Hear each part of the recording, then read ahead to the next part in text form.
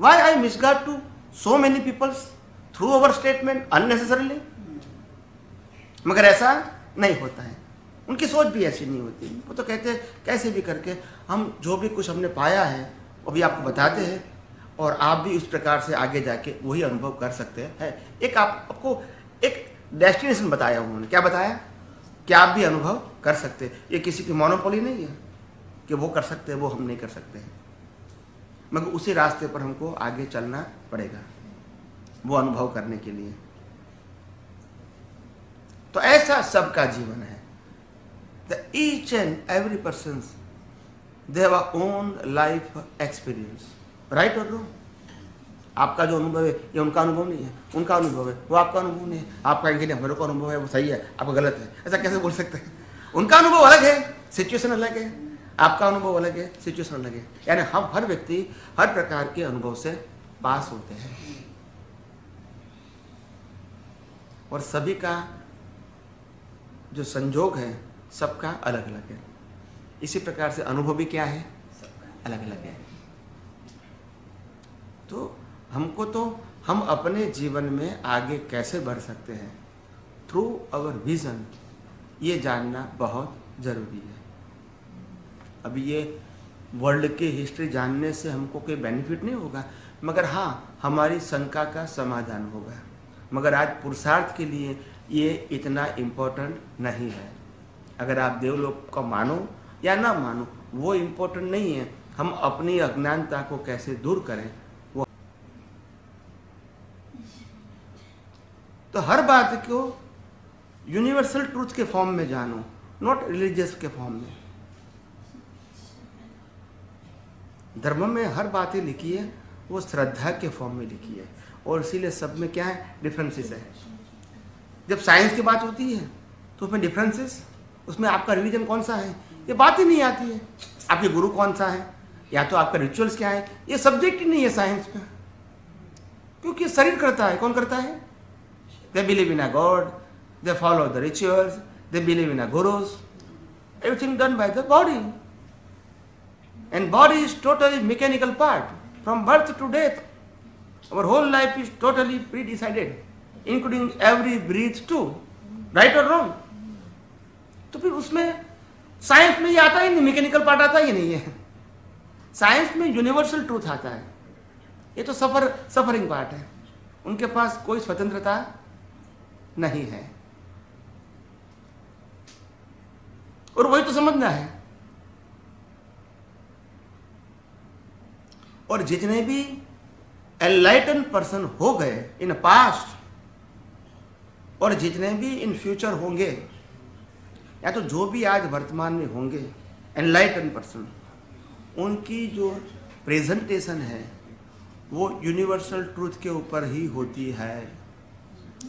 They never talk about the religion, they only talk about the universal truth, and in terms of science base, not in terms of trust base, not in terms of faith base, because they explain the science because they have a vision.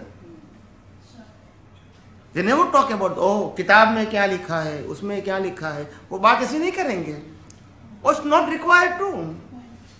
जब उनको पूरा universe अपने vision से दिखता है कि किताबों की क्या जरूरत है उसको पे, not require the reference to. ये तो आपको समझाने के लिए रेफरेंस देना पड़ता है, because of level of your understanding is too लो।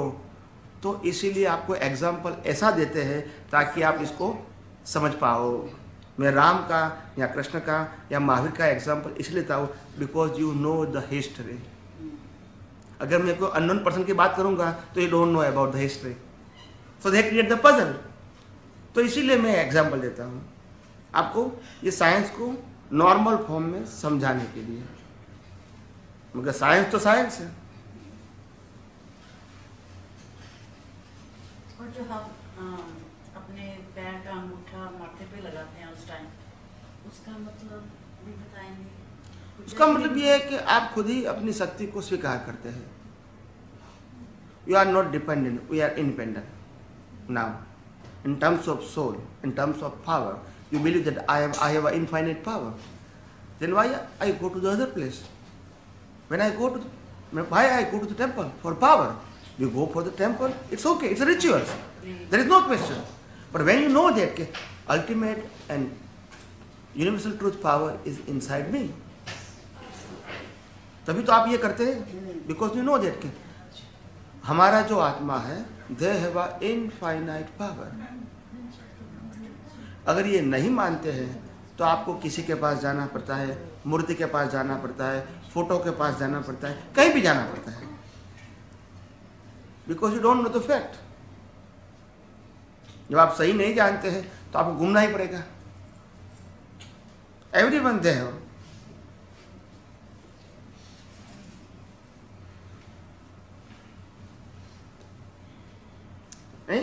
आपका सॉल्यूशन मिला कि नहीं? इसीलिए ये है.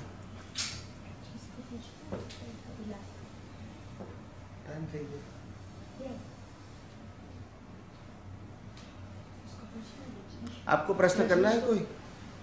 हाँ, श्योर. मेरे सारे क्वेश्चन का आंसर सब आ गया. Okay, fine, very good.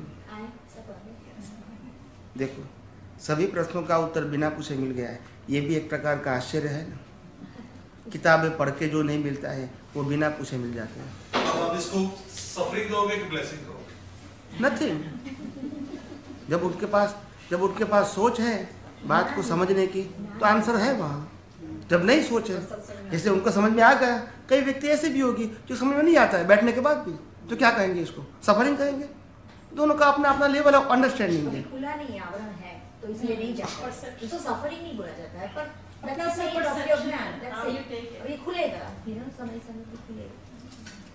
तो मेरा कहने का मतलब ये है कि हर व्यक्ति का लेवल ऑफ अंडरस्टैंडिंग अलग अलग होता है, तो उसी लेवल तक वो समझ पाते हैं. उसके आगे की बात है तो वो नहीं समझ पाते, ऐसा भी होता है.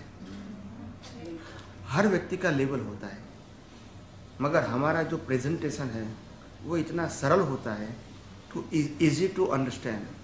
मैं कोई शास्त्रों की बातें या शास्त्रों के शब्दों का यूज़ नहीं करता हूँ. मैं टोटली ये स्पिरिचुअल साइंस लेमैन की भाषा में प्रेजेंट करता हूँ, ताकि anyone can understand this science.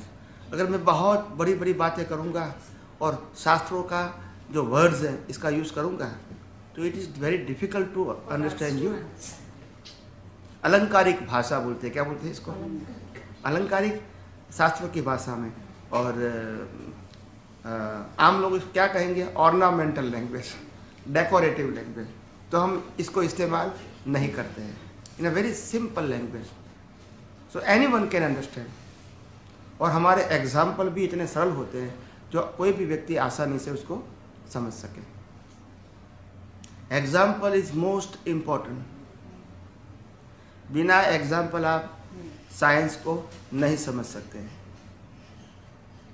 लगता है इस पे डिटैचमेंट, लाइक हमारी लाइफ में काफी टाइम हम लोग mostly, I am not talking about the materialistic, but with human attachment रहता है. स्पिरिचुअलिटी में कहते हैं कि stay away from like attachment. Okay. We are detached with the people, but it is not that easy to detach with the person. Yeah. Actually, the words of attachment and detachment is connected, not connected with your action. It's connected with your vision. Right. You understand me? Attach and detach is a word connected with not action, connected with your vision. When Lord Rama connected with Sita, आप समझे? उसका मतलब ये नहीं कि उसका attachment था. Right. He always detached because he always live in his pure soul. And body is attached with the Sita, not soul. But with ignorance, we also attach with outside and inside too. So it will be called a wrong vision and wrong understand. So we have to correct our vision and understand, not action. You understand me? Ram को भी सीता के साथ जो करना चाहिए वो उन्होंने किया. Am I right or wrong? As a human, जो हम करते हैं उसका मतलब ये नहीं था ही और सी इज अटैच, क्योंकि उनके पास जो विजन था, I am a pure soul, I am not body, and body is only for suffering part. So body is attached with the persons and material, it is okay. But I am totally separate than the body. So this is not my fault in any circumstances. And whatever the suffering body is totally decided part. We cannot change because it controlled and governed by the nature as per your previous birth. तो जब हम detach हो जाते हैं inside से, then you are not responsible. फिर ये प्रकृति क्या करती है? There is no question at all. You understand me? So that is the real definition of attached and detached. हम क्या करते हैं? परिवार को छोड़ देते हैं, घर को छोड़ देते हैं, संपत्ति को छोड़ देते हैं, त्याग कर देते हैं, you know? मगर ये त्याग है, वैराग्य नहीं है. क्या बताया? ये त्याग है, वैराग्य नहीं है. त्याग से संसार है और वैराग्य से मुक्ति है. वैराग्य का मतलब होता है no value of the human life and no value of the material in your vision. Okay, but everything is there. But your vision, in your vision the value of the human and value of the material is zero. So no राग and no द्वेष. यहां त्याग कर दिया है, परिवार को त्याग कर दिया है, संपत्ति को छोड़ दिया है, सब साधनों को छोड़ दिया है, लक्ष्मी को छोड़ दिया है. और आज 10 साल के बाद आप पूछोगे कि स्वामी जी आप यहाँ हैं, आपके पास तो कुछ नहीं है, तो क्या आप पहले से ऐसे हो? तो बोला नहीं नहीं, मैं तो पूरा मकान छोड़ के आया, 2 करोड़ का, 5 करोड़ की मिलकत छोड़ के आया, पूरे परिवार को छोड़ के आया हूं मैं यहाँ. तो ये त्याग है. Because today also they have a value of material. You understand me? तो त्यागे सो आगे. क्या बताया? आज जो त्याग किया है वो आगे आपको विद इंटरेस्ट मिलेगा. जब वैराग्य है मतलब आपने त्याग नहीं किया है मगर वैल्यू क्या हो गई? तो अपने आप उससे आप मुक्ति पाओगे. क्योंकि जब वैराग्य है, वैल्यू नहीं है, तो रागद्वेष नहीं होंगे. अगर रागद्वेष नहीं होंगे तो कर्म नहीं बनेंगे, और कर्म नहीं बनेंगे तो कर्म फल नहीं आएंगे. That is a concept. मैं यही कहना चाहता हूं कल से कि आप हर चीजों का सही कॉन्सेप्ट जान लो. यहां कोई आपको त्याग करना नहीं है, न कुछ छोड़ना नहीं है, न कुछ बदलना है, न आपका धर्म बदलना है, न गुरु बदलना है. आपको विजन बदलना है. हर बातों का मैंने कहा ना पहले कि अगर आप साइंटिफिक वे से आप हर बातों को जानेंगे तो आपको लगेगा कि यहां कोई सांप्रदायिक बात नहीं है. ये यूनिवर्सल ट्रूथ आज नहीं तो कल आपको स्वीकार करना पड़ेगा. मैं कई साधु संत सन्यासियों को बोलता हूं कि आप कहते हैं कि संसार में दुख है, इसीलिए मैं घर को छोड़ दिया, परिवार को छोड़ दिया, संपत्ति को छोड़ दिया. It is okay, one side it is okay. यहां की क्या किया आपने? संस्था को बना दिया, मंदिर को बना दिया, और घर में 4 थे अपने खुद के, वहां आप सॉल्यूशन नहीं ला सके, और यहां आपने 4000 लगा दिया. नहीं समझ में आया. तो संसार ये बड़ा है या ये बड़ा है? बोलते नहीं है ना. जो संसार है वही ठीक है. तो वही तो मैं कहता हूँ. तो 4000 को संभालने वाले हैं. That's it.